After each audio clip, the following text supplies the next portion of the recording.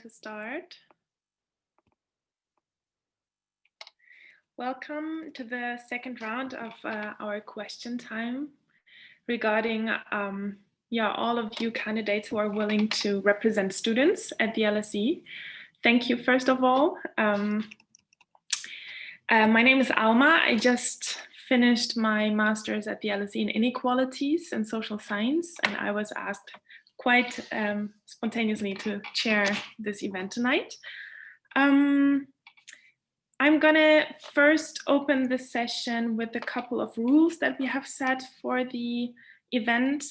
But before I do this, I also want to thank Freya Govus, who is the representation manager, and Tasha Kotalia, who's handling the Facebook Live event. So as you may have seen, we are now live on Facebook. This is going to be recorded as well, so that all people who cannot attend tonight can watch it afterwards.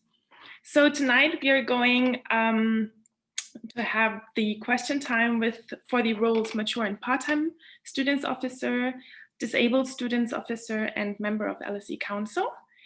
And the rule for tonight are that all participants, as you may already know, are asked to mute themselves until it's their time to speak.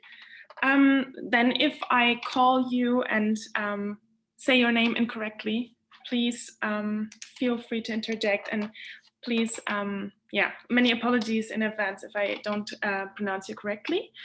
So each candidate will have 1 minute to introduce themselves, and then I will ask a question and go to each candidate for the answer. Please do not reply to one another. And yeah, if you have any queries, please feel free to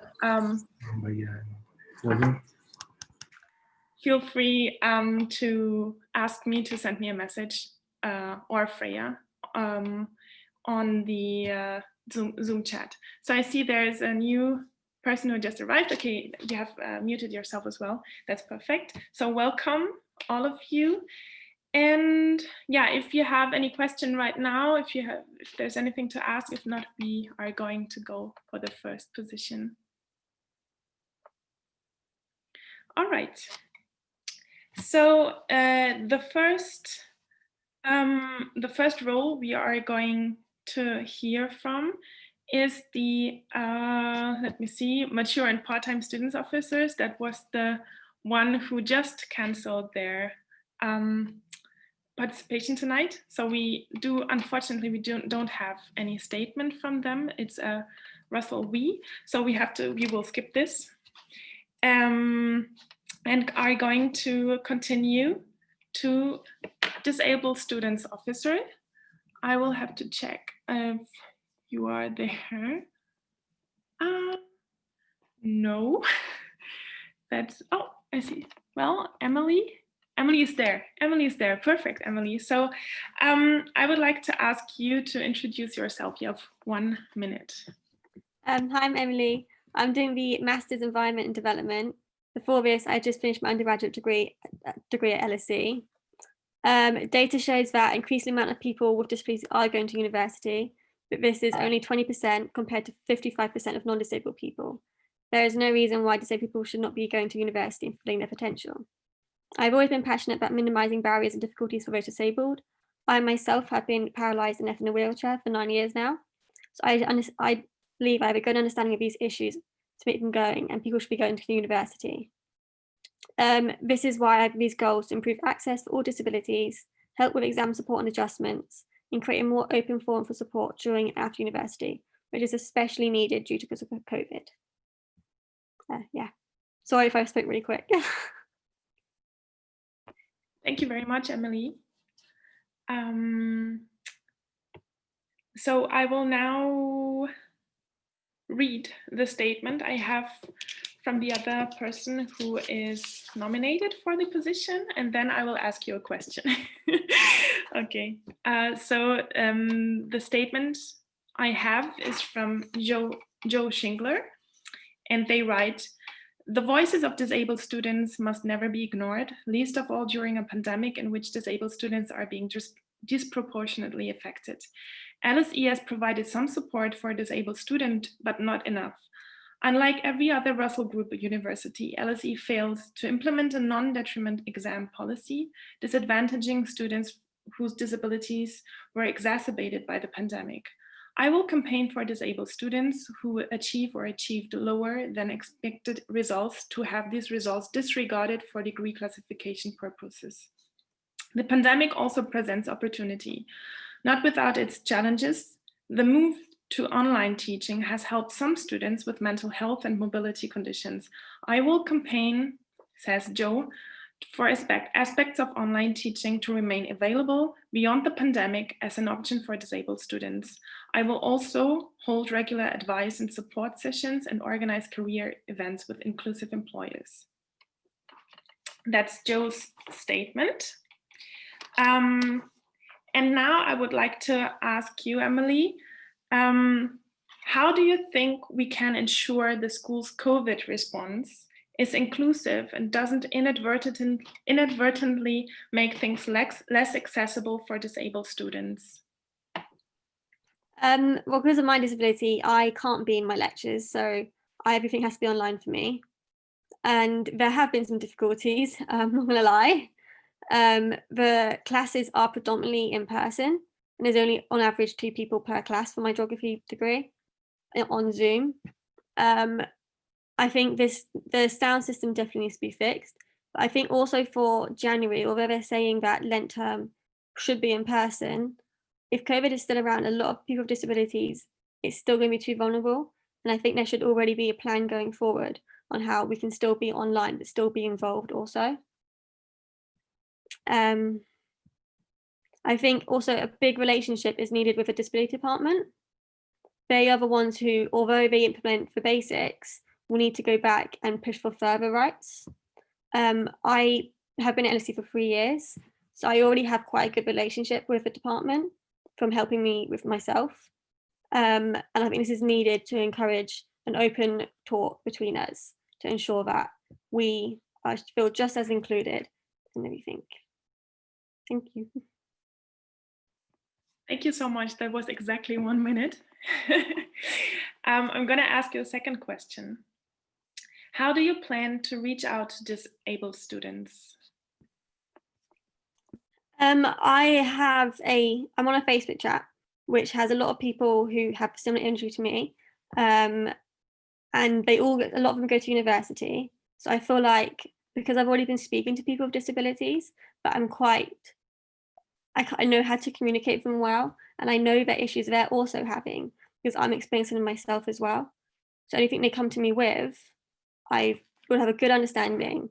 I can properly help them. I'm not going to feel like it's not essential to me. Anything for them helps them is very important. I want to make sure that is emphasized. I think one of my goals was the open forum, especially to help communicate with them, and it's very much needed. For during uni itself and after. Yeah. Thank you very much. To check. Okay, I'm sorry, I just had a quick note. Okay, thank you very much, Emily. We are now going to, let me just see, because it was, okay. We are now going to continue with the next position, which is a member of LSE Council. And not all of the people who are running appeared in the chat so far in the Zoom session. But I'm going to start with Helly Mehta, if I'm pronouncing you correctly. To please, you have 1 minute to introduce yourself. Hi, Alma. Thank you for that. Yeah, you pronounced me correctly. My name is Helly Mehta, and I am from the Department of School of Public Policy. I don't identify myself from a particular department or a course because I believe I'm standing for a position that's for all LSE students and not specific to my department. I think what defines me is the need for and the restlessness for change. And I believe that I could leverage upon the skills I've had through my previous experiences, that includes negotiation and active partnerships, to solve for the problems that students have spoken to me and that I have faced personally while I was applying at LSE, and believe that my craving for the need for change is going to be solved if I stand for this position. I think what distinguishes me at this point is that I believe in making things possible through active listening and through partnerships, that is possibly teamwork. So I hope to collaborate with people, be an active listener, and solve for problems, not just at office, but also by collaborating with everyone around me. Thank you so much. Thanks a lot, Helly. We're now going to Ellie Cottrell, please. 1 minute. Hi, yeah, my name is Ellie. I'm a third-year law student. I'm also the LSESU Environment and Ethics Officer, and I'm a student staff liaison committee representative for the third year in a row. I'm running for this position because I have experience working with LSE management, and I work alongside Manoush as well as Sustainable LSE, and I want to represent students at the highest possible level and directly influence governance, because at the moment, while I have the opportunity to work with management, many key decisions are made in governance. So through this role, through the roles that I've already had, I'm extremely passionate about environmental and ethical issues. And I want to make sure that sustainability and these issues are put at the forefront of any LSE decision-making. So if I was elected to be a member of LSE Council, I would demand full divestment from fossil fuels and armaments, as well as publication of fund managements and release of investments for student scrutiny. I would demand fairer examinations and reduced fees during COVID-19 to help support student well-being and financial considerations. I would demand a reduction of waste on at LSE, which includes more focus on LSE's carbon footprint, as well as calling for a zero waste policy, and a demand for safeguarding workers' rights during COVID-19 as well. Thank you very much, Ellie. We are now going to hear from Avinash Shandilya. Thank you, Alma. Good evening, everybody. My name is Avinash Shandilya. I am a MSc candidate in the Department of Mathematics. I am currently pursuing an MSc in Operations Research and Analytics. I am standing for the position of membership of the LSE Council. I understand I am new to LSE. In fact, this is my first year at LSE, but I am not new to the kind of work which is expected out of a council member. In fact, over the past 8 years of my professional work experience, I have worked in the private sector, I've worked in the public sector, I've also worked in the autonomous regulatory body. And my last assignment was in the government sector. I'm presently employed as a civil servant. So in fact, I have traversed all roles of opinion shaping and influencing decisions on the basis of taking feedback from the community, projecting it properly, and taking it to the highest excellence of the organization. So I believe I am very well suited to have a fine balance on both sides, from the policy maker side as well as from the people who give opinions for the policy side. And I would go to call myself as an idealist who is grounded in reality because of the kind of experiences which I have had. I'm running this campaign on the basis of just a 2-point agenda. Avinash, sorry to interrupt, but I have to interrupt you. All right, sorry, thank you. Thank you very much. And now, finally, we are going to hear from Meharvan Singh. Yeah, so you pronounce it correctly. So yeah, hi. Hi everyone, my name is Meharvan and I am currently in Department of Management, pursuing my Master's in Management and Strategy.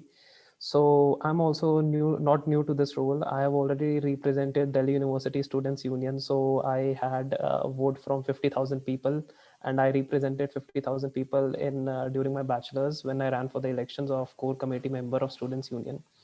So now coming to LSE, there's a motive of coming to LSE during a pandemic. This year has already brought us numerous challenges in terms of say social or cultural events or the different things that we are facing. So my only idea is to bring this pandemic into opportunities, to turn this pandemic into opportunities. So after taking feedback from different students around the campus, in and around the campus, I have come up with a manifesto which focuses on 4 essential areas in order to go beyond the challenges, go beyond this pandemic. The 4 areas are health and well-being, number 1. Number 2 is careers. Number 3 is social and cultural events, because we have already lost upon so much due to this pandemic. And the 4th one is about international students, because there have been certain certain changes in the international policies and certain changes in the visa policies. So it takes into care. Yeah. Sorry, I have to interrupt because otherwise it would not be fair. Thank you very much. And then now finally, I'm going to read the 2 statements I have. The first one is from Jack Dillon. They write, to me, the role of a student member on a body such as the LSE Council involves achieving one primary objective: to ensure that the Council's activities do not become out of touch from the students it seeks to serve. This involves the Council taking a bottom-up, pragmatic approach to its decisions. It means ensuring the Council's authority of oversight is grounded in its key purpose of strategic management. Effective governance in a pandemic, to me, is not about flashy promises or making dramatic changes to the running of the school, but is instead about ensuring consistency and stability in the school's overall strategic direction. If elected, I shall seek to ensure the Council upholds continuity of education as the pandemic progresses. The Council must ensure that through very clear communication and effective planning, students' education, whether on campus or not, faces as little disruption as possible. And the next statement I have is from Philip Springford. Yes, they write, I'm a master's management student, nominating myself for the position of ex officio member on the LSE Council, having graduated with first class honors in law this year. Also from the LSE, I hope to use my skills and experience to ensure that the school's strategy and decisions are in line with its educational character and mission, while also maintaining financial and operational viability. As an LSE graduate, I have strong experience dealing with the LSESU and wider student body across multiple platforms, including the business and investment group, LSE Futsal, and the Microfinance Society. As a driven person with strong interpersonal skills, I'm always happy to engage in conversations and ensure that the student body's voice is heard, represented, and supported, especially during these challenging and unprecedented times.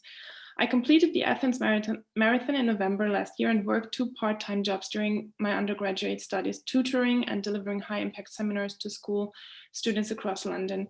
Given my global upbringing, lived in 4 different countries, and linguistic abilities fluent in Spanish and Mandarin, I'm foremost excited at the opportunity to represent LSE's diverse student bodies and ensure that the LSE's executive decisions are always made with each person's needs in mind.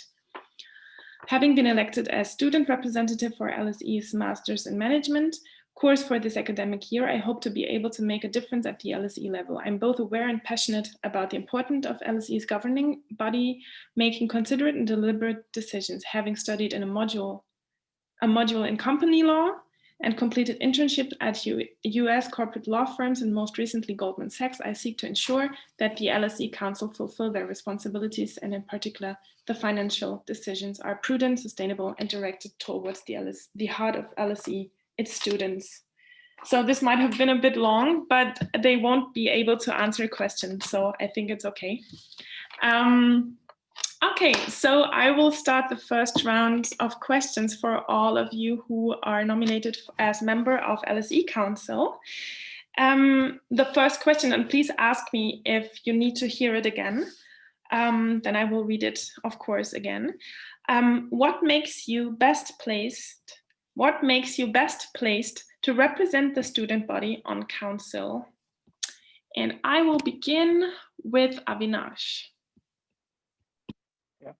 Thanks, Alma. In fact, this question is in direct continuation to the point which I was making. I believe I am better suited for being on the membership of LSE Council because of the experiences which I have had in policy making, policy influencing decision making at different echelons of the organization. And apart from that, now there have been occasions wherein the top management somehow does not appreciate the viewpoints of people at the ground level. So they need somebody in the middle excellence who understands both sides of the spectrum so that they are able to create a win-win situation for both of them.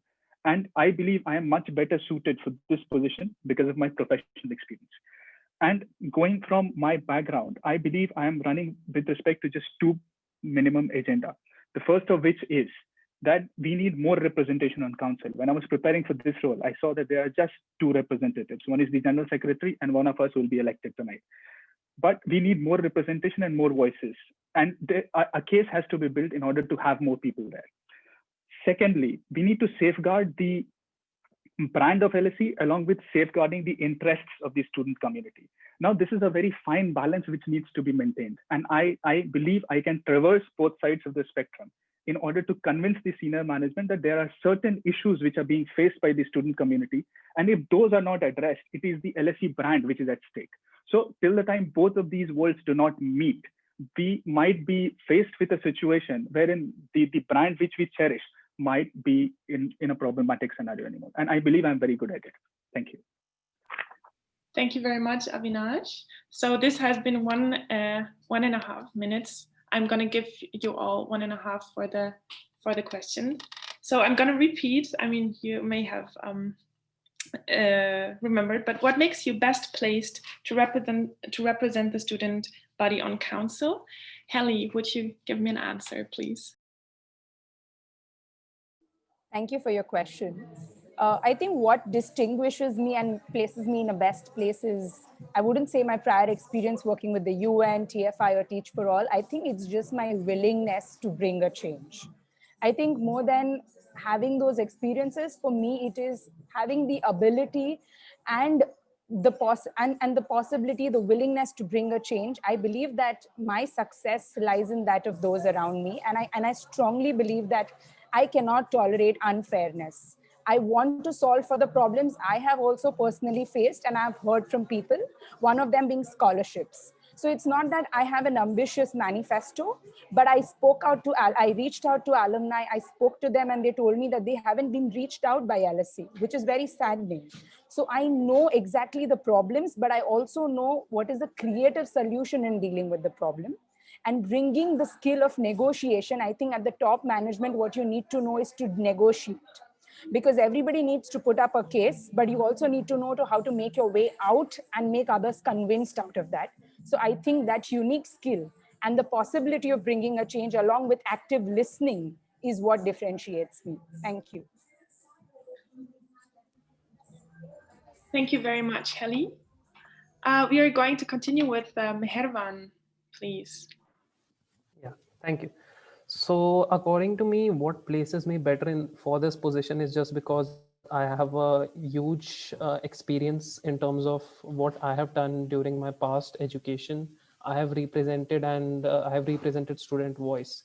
Besides, after my bachelor's, I worked for a startup. After working for a startup directly with the CEO, I have learned certain negotiation skills, what things to work on, and how should they be presented in front of different partners or different, say, people who are dependent on you.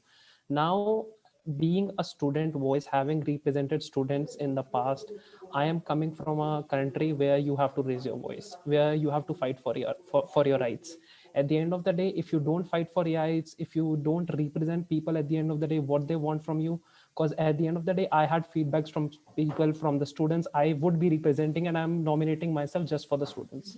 They have certain things in mind. They want certain things from LSE. They want certain things from director, from vice chairman, from chairman.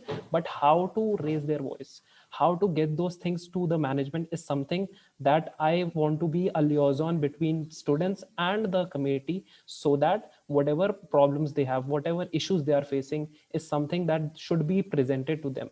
And as I said, I have a experience of representing 50,000 people during my bachelor's. So I was their voice. And whenever they had any problem, they approached me. At the end of the day, my experience places me at a better situation in this, and also my passion to turning problems into actions. Because this year we have already lost so much. So that's why my quota is like, basically it's hashtag beyond the challenges. So that's what I'm focusing upon. Thank you, Meharvan. Thank you very much. Okay, and please, Ellie. 1 minute. Yes, so I'm passionate about representing students. So being an SSLC rep for my 3rd year in a row, and also currently being the Environment and Ethics Officer, I believe firmly in representing students' campaigns and initiatives, and I want to do this at a governance level. So for example, over the online examination period, as an SSLC rep for law, I helped change examination dates and respond and provide students with the support that they needed during this time. And beyond this, in terms of being passionate towards representing students as well as on environmental and ethical issues, currently through my roles, I have the privilege of sitting on certain management and operations committees within LSE, and being able to sit in governance would put me in the best position to be able to represent students in all 3 aspects and to be able to adequately coordinate between those roles as well. Not only this, but I have a vast amount of experience through my current role as the Environment and Ethics Officer, but also in terms of leading societies and representing students and liaising with students as well. I believe as well that my experience in working with the Students' Union and also working with David Gordon, the General Secretary for the Students' Union, as well as LSE management, as previously mentioned, would put me in a good position to be able to adequately coordinate with students and to be able to effectively get a response for the demands that students want to see. So that as a whole, as well as having a good understanding of LSE's current policies in terms of what I'm advocating for, such as divestment and a reduction in waste, I believe that I have the best knowledge about what needs to be achieved in council, as well as how governance functions in comparison to management, as well as having the ability to coordinate already with the Students' Union and members at LSE. Thank you very much, Ellie. Okay, and now the second question, which is, how would you communicate the work of council to students? And I'm going to begin with Ellie. Yep, so I think working alongside the Students' Union is one of the best ways to have the greatest outreach. So we could promote what we're doing within council and the decisions that are made through Students' Union communications and working in that sort of field. So social media is a great way, as well as newsletters. I also think holding regular open drop-in sessions, as well as town hall style sessions, in order for students to ask the questions that need to be heard, and to keep myself or whoever in this role accountable to what their promises are as well. I think those are 2 great ways, as well as making sure I'm working with student societies that have a stakehold in certain decisions that are being discussed, as well as directly with certain student interest groups and student officers. So working, for example, with the part-time and full-time sabbatical officers at the Students' Union in order to make sure that everyone has their voices heard, and in order to make sure as well that any information as necessary is communicated. I also think working directly with Students' Union campaigns, for example, such as Justice for Cleaners, the Climate Emergency Collective, etc., is a great way to hold not only this position accountable, but to also make sure that students' voices are being heard and properly communicated as well. Thank you very much. Okay, Avinash, do you want me to repeat the question, or? No, I'm good with the question. Okay. Yeah, thank you. So instead of just repeating what Ellie has already said, now I just wanted to focus on one important aspect. If I understand my role correctly, it is to prepare debriefing notes after the meeting has ended. And in order to communicate effectively with the student community, it is my role and it is my responsibility that the debriefing note which I prepare is crisp, to the point, highlights all the major decisions which were discussed or maybe voted upon in the council, and also enumerate the decision corresponding to which society it deals with, so that that particular society can just pick on that particular agenda of the meeting and then maybe discuss further or create or maybe open a conversation in that particular domain. So my role of creating a proper debriefing note attains maximum significance, because if I, as a member of the council, if I am attending one of those meetings, I'm in a much better position to understand what happened at that point in time. And in order to communicate it to the students, I need to be understanding from the students' perspective as well, like what is it that they would want to take away from this. So that would be my sole focus and criterion in order to communicate effectively with different student committees which exist on campus.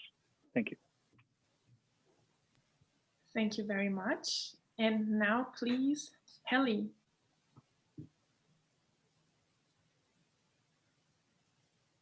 You have to unmute yourself. We don't hear you. Thank you. So I believe there are already a lot of emails that we anyway receive saying this and that, and we're already spammed on our inboxes with so many things, academic and non-academic. So I think the approach that I'm going to adopt is firstly making it clear that when do we have the meetings in the year, okay? So if there are designated days in the year that we have our meetings at, and keeping the next 2 weeks from those days to open question and answers. Because if students are looking for answers, I want to be approachable as much as I can. Secondly, I want to collaborate with the academic student reps that are currently dealing with students. And thirdly, I want to collaborate with, like what Ellie mentioned, the relevant societies and individuals who are interested in those matters. And what also my manifesto highlights is that they shouldn't be just waiting for me to respond to their concerns. There would also be a helpline, a 24/7 helpline number that would be immediately available to address their concerns. So it's not about just me being accessible, but at the same time having relevant mechanisms and individuals at LSE that they can also leverage upon to find answers to what they are looking for. Thank you. Thank you very much, Helly. And please, Meharvan, how would you communicate the work of council to students? So as far as communication is concerned, due to this current pandemic, we have to think of innovative ways how to do it. So the first, it has to be, I will break down into certain, say, structure that can be followed. Say, for example, if we have generated minutes of meetings, or if there are certain things that need to be communicated to certain, say, a certain group, say it could be a society, it could be any department, it could be something related to any particular, say, group of students, then it has to go down the approach from top to bottom approach. So say, for example, if it's about students, or if it's about certain particular course, then we can reach out to student rep, as Helly said. Then say, for example, if it's about, say, certain society, which the policy is about, or say anything is about, or the decision is about, then it has to go through the president or the vice president of the society, or maybe the reach out member of the society. So it has to follow an approach, a structure, so that the information can flow in a better manner. Initially, this has to be via the social media due to the pandemic, because we cannot just simply reach out to people and tell them that, okay, that this was the minutes of meeting. But once this settles down, once everything goes down, then maybe we could have drop-in sessions, or maybe a meeting with that particular group, so that we could communicate to them in a better manner, face to face, that these are certain things that were discussed during the meeting, and these are something that is expected from you, and these are certain actions that we have taken on their behalf. Okay. Yeah. Thank you very much. So this is it already. I thank you very much for, again, for willing to represent students and to improve LSE as a whole, and equality and representation. And so I close this session today. If there's any last final concern or question, this is the time to ask. Okay, then thank you very much, and all the best for the term. Thank you, Alma. Thank you, Freya. Thank you. Thank you, Alma. Thank you for having us. Thank you. Bye-bye, everyone. Take care. Bye.